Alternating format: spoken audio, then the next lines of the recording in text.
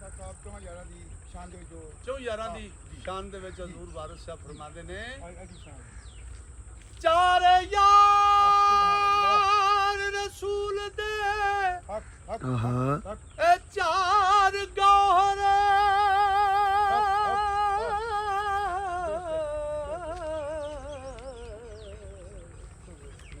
ਸਭ ਇੱਕ ਥੀ ਇੱਕ ਚੜੇਂਦੜੇ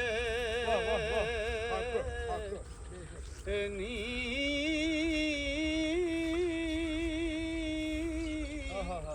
अबू बकर सुभान अल्लाह उमर सुभान अल्लाह उस्मान अली हक हक